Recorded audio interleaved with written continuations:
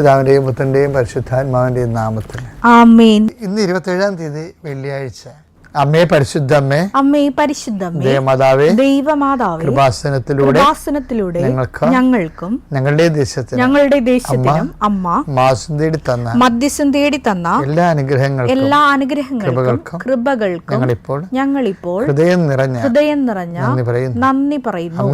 പരിശുദ്ധമ്മേ, ദൈവമാതാവേ, 2004 ഡിസംബർ 7-ാം തീയതി ഉച്ചകഴിഞ്ഞ് 2:30 കൃപാസനത്തിൽ സംഭവിച്ച അമ്മയുടെ പ്രത്യക്ഷപ്പെടലിനെ കുറിച്ച് തിരുസഭയ്ക്ക് സമർപ്പിച്ചിരിക്കുന്ന പഠനരേഖകളുടെ മേൽ സഭാത്മകമായ പഠനം ആരംഭിക്കുവാൻ ഞങ്ങൾ പ്രാർത്ഥിക്കുന്നു. അമ്മേ പരിശുദ്ധമ്മേ, ഭൂസ്വർലോകങ്ങളുടെ രാജ്ഞിയായ അങ്ങേക്ക് ഭൗമ സംരക്ഷണത്തിനായി പ്രപഞ്ച പ്രകൃതിയെ തന്നെ തിരുസഭ പ്രതിഷ്ഠിക്കുവാൻ ഈ പ്രത്യക്ഷീകരണം വഴി ഇടയാക്കണമേ. പരിശുദ്ധമ്മേ, ജപമാല മാതാവേ, സകല കൃപാസനം പ്രാർത്ഥനകളോടും ചേർത്ത് ഞങ്ങളിപ്പോൾ പ്രാർത്ഥിക്കുന്ന ഈ കുടുംബത്തിന്റെ പ്രത്യേക നിയോഗം പറമക്കളെ.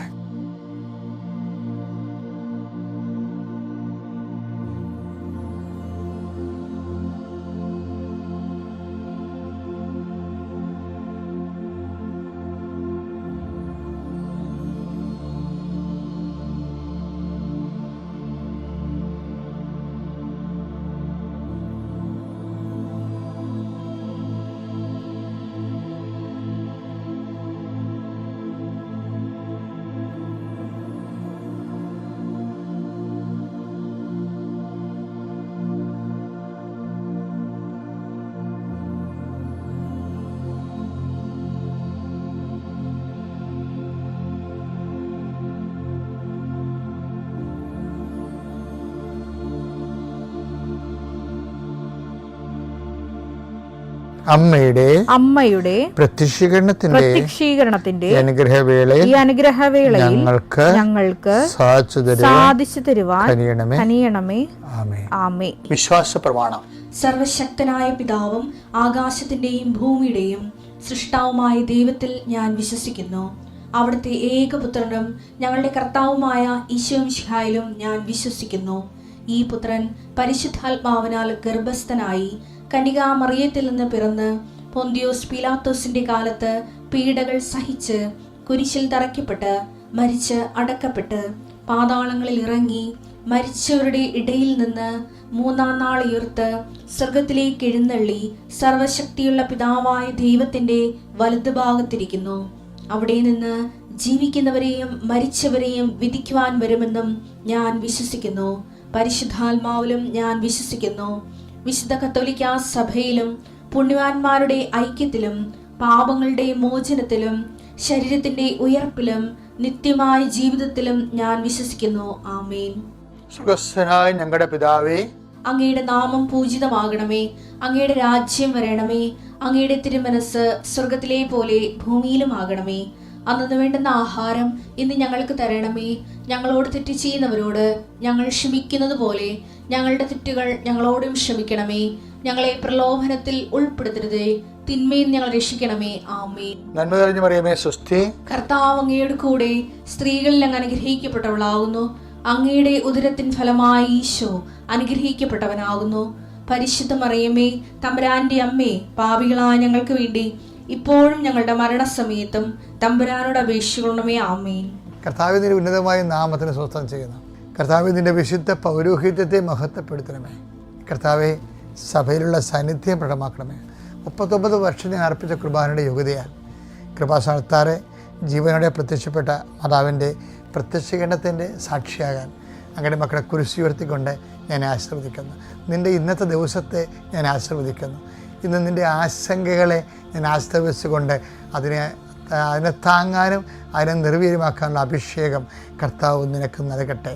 എൻ്റെ കർത്താവിൻ്റെ ഉന്നതമായ നാമത്തിൽ സഭയുടെ അധികാരത്തിൽ കുരിശടയാളത്തിൽ ദൈവശക്തി അതിൻ്റെ കുഞ്ഞുങ്ങളെ കർത്താവ് ആസ്വദിക്കട്ടെ.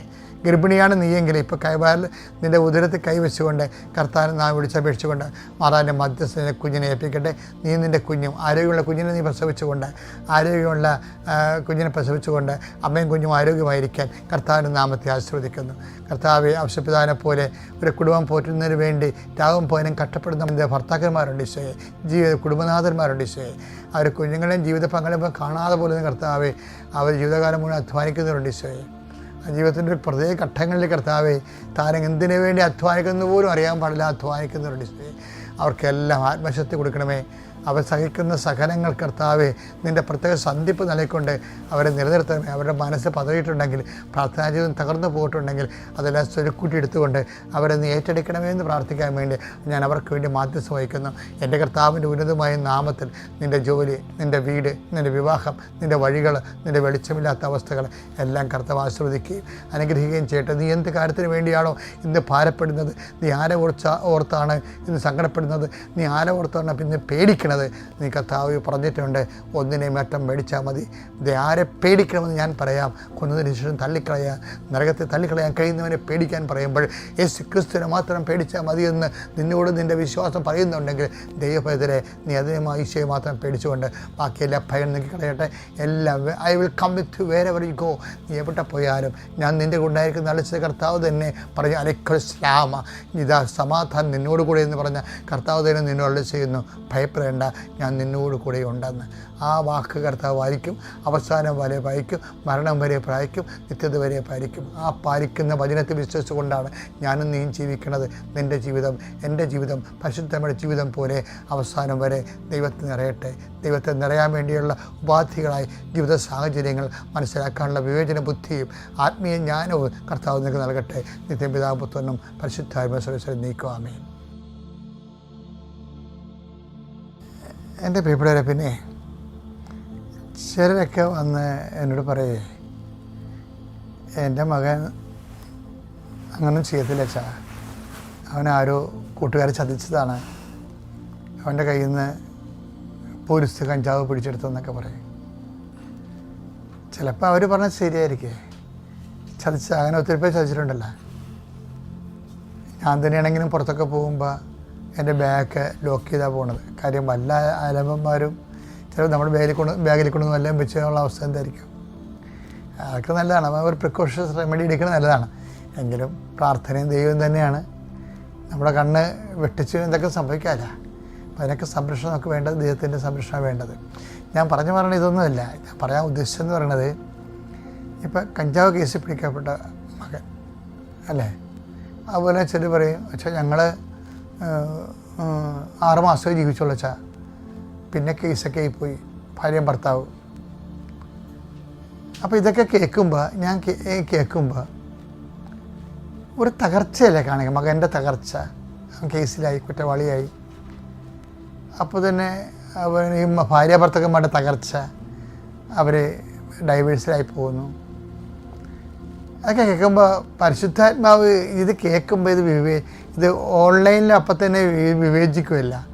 വിവേചിക്കണമ്പോൾ എന്നോട് പറഞ്ഞിരിക്കണത് ഇങ്ങനെ എല്ലാവരുടെയും അല്ല, കുറച്ച് പേരുടെ എങ്കിലും ഇവരെങ്ങനെ വീണു പോയി എന്ന് ചിന്തിക്കണമെന്നാണ്. ബൈബിൾ അവസാനിക്കുമ്പോൾ ഒരു ഓഡിറ്റിംഗ് ഇല്ലേ, ബൈബിളിൻ്റെ വിഷയത്തെ ഞാൻ ഒരു സ്പിരിച്വൽ ഓഡിറ്റിംഗ് ആയിട്ടാണ് കാണുന്നത്. എഫേസസിലെ സഭയ്ക്ക് ഇത് ലേഖനത്തിൽ എഫേസസ് സഭയോട് ആത്മാവ് പറയുന്നുണ്ട്, വെളിപാടിന്റെ പുസ്തകം 2:5. അതിനാൽ നീ ഏതവസ്ഥയിൽ നിന്നാണ് അധപ്പതിച്ചതെന്ന് ചിന്തിക്കുക, അനുതപിച്ച് ആദ്യത്തെ പ്രവർത്തികൾ ചെയ്യുക. അല്ലെങ്കിൽ ഞാൻ നിന്റെ അടുത്ത് വരികയും നിന്റെ ദീപപീഠം അതിന്റെ സ്ഥലത്ത് നിന്ന് നീക്കിക്കളയുകയും ചെയ്യും. ട്രാജഡിയാണ് കേട്ടോ ഇത്. വെളിച്ചമെടുത്ത് കളയുമെന്ന്, നിന്റെ വെളിച്ചമെടുത്ത് കളയും. ദീപപീഠത്തിൽ കുറേ അർത്ഥങ്ങളുണ്ട്. പ്രാർത്ഥനാ ജീവിതം എടുത്ത് കളയുന്നൊക്കെ ഉണ്ട്. തിരിതെളിച്ചാണല്ലോ പ്രാർത്ഥിക്കണേ. ദൈവ സാന്നിധ്യത്തിൻ്റെ അടയാളമാണല്ല ദീപപീഠം. സാന്നിധ്യം കളയും, പ്രാർത്ഥനാ ജീവിതം കളയും, അതാ വിഷയം. അപ്പം വ്യതിചലിച്ച് കഴിഞ്ഞാൽ ഉണ്ടാകുന്ന വിഷയം സാന്നിധ്യം പോകും, പ്രാർത്ഥനാ ജീവിതം പോകും. അപ്പം നീ ഏത് അവസ്ഥയിൽ നിന്നാണ് അതപ്പേഴ്സ് എന്ന് ചിന്തിക്കുക. അപ്പം എന്തെങ്കിലും ഒരു തകർച്ച വന്നു, അപ്പോൾ ചെയ്യേണ്ടത് ആ തകർച്ച, കഞ്ചാവിൽ നിന്ന് എൻ്റെ മകനെ ജയിലിൽ നിന്ന് പുറത്തു കൊണ്ടുവരണമേ, ജയിലിൽ നിന്ന് പുറത്തു കൊണ്ടുവരണമേ, ഞങ്ങൾ കോടതി ഞങ്ങളെ പിരിക്കാൻ പോകുകയാണ്, ഞങ്ങൾ ഐക്യപ്പെടുത്തണമേ. അപ്പോൾ വിവാഹം തകർച്ചയായിട്ടുള്ളവർ വിവാഹ ഐക്യത്തിന് വേണ്ടി ചില ആൾക്കാർ പ്രാർത്ഥിക്കും. ചിലർ കഞ്ചാവിൽപ്പെട്ടവരും മറ്റു കേസിൽപ്പെട്ടവരും ജയിലിൽ നിന്ന് തിരിച്ചു വരാൻ വേണ്ടി പ്രാർത്ഥിക്കും. പക്ഷേ ആ പ്രാർത്ഥന ആ സമയത്ത് ആ വിഷയത്തിനല്ല വേണ്ടത്. നീ നീ അവസ്ഥ നിനക്കുണ്ടായ സാഹചര്യങ്ങളെക്കുറിച്ച് കൊണ്ട് അനുതാപം ഉണ്ടാകണം. അങ്ങനെയാണ് ഇതിനെ പെട്ടെന്ന് നമ്മൾ ഓവർലക്ക് ചെയ്യണത്. അല്ലാതെ ഈ അണ്ടേക്കൊണ്ട് വളം വെക്കാൻ പറ്റത്തില്ല. അതാണ് സിലോഹിലെ ഗോപുരം വീണ് മരിച്ച ആൾക്കാരില്ല. ലുക്ക 13:4 സീലോഹായിലെ ഗോപുരം ഇടിഞ്ഞു വീണ് സിലോഹയിലെ ഗോപുരം ഇടിഞ്ഞു വീണ് കൊല്ലപ്പെട്ട ആ 18 പേർ അന്ന് ജെറുസലേമിൽ വസിച്ചിരുന്ന എല്ലാവരെയും കാൾ കുറ്റക്കാരായിരുന്നു എന്ന് നിങ്ങൾ വിചാരിക്കുന്നുവോ? അല്ല എന്ന് ഞാൻ പറയുന്നു. പശ്ചാത്തപിക്കുന്നില്ലെങ്കിൽ നിങ്ങൾ എല്ലാവരും അതുപോലെ നശിക്കും.